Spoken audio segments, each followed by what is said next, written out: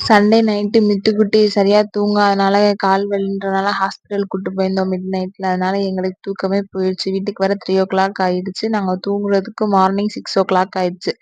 6:30 ஆயிடுச்சு. அப்புறம் 8:00லாம் எந்திரிச்சனால நேத்து மாத்து சரியான தலைவலிங்க. என்னால ஒரு வேலைய பார்க்க முடியல. என்ன பண்ணேன்னு தெரியல. அதனால ஆவி பிடிச்சிட்டு ஒரு டேப்லெட் போட்டதுக்கப்புறம் தான் கொஞ்சம் சரியாச்சு. இது வந்து அன்னைக்கு நைட்டே பாசிப்பயிறு வேற ஊற வச்சுட்டேன். இது வேற வேஸ்ட்டா போயிரும் அப்படி சொல்லிட்டு தலைவலி கொஞ்சம் சரியானோனே தான் என்னோட வேற ரொட்டீனுக்குள்ளேயே நான் வந்தேன். வேலைய ஸ்டார்ட் பண்ணேன். அது வரைக்கும் எந்த வேலையுமே என்னால பார்க்கவே முடியல. அதனால மாத்திரைய போட்டுட்டு வேலைய ஸ்டார்ட் பண்ண ஆரம்பிச்சுட்டேன். ஃபர்ஸ்ட்டு ஸ்டீம் பண்ணிட்டு ஃபேஸ் பேக் போட்டுட்டு கொஞ்சம் பாத்திரம் கிடந்துச்சு இன்னைக்கு. அவ்வளவா எந்த வேலையுமே பார்க்காதனால கொஞ்சம் தான் பாத்திரம் இருந்துச்சு. அத கழுவிட்டா அவ்வளோதான். அடுத்து டின்னர் சாப்பிட்டுட்டு அப்படியே தூங்கிடலாம் அப்படி சொல்லிட்டு இன்னைக்கு இந்த பாத்திரம் விளக்குற வேலையை மட்டும் முடிச்சிடணும் அப்படி சொல்லிட்டு வேலையை கடகடன்னு ஆரம்பிச்சிட்டேங்க.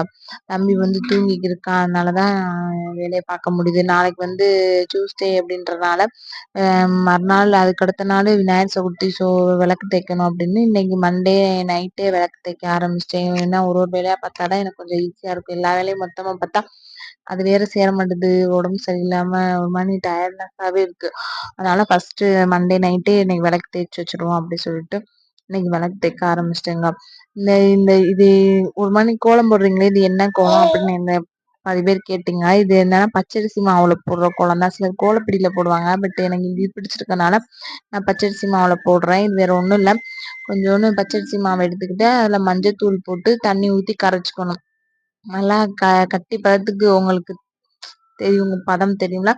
அந்த பதத்துக்கு கரைச்சு நல்லா கையிலேயே போட்டு அழகா வருங்க கோலம். இது நம்ம அழிக்கிற வரைக்கும் அழியாது, அப்படியே இருக்கும்.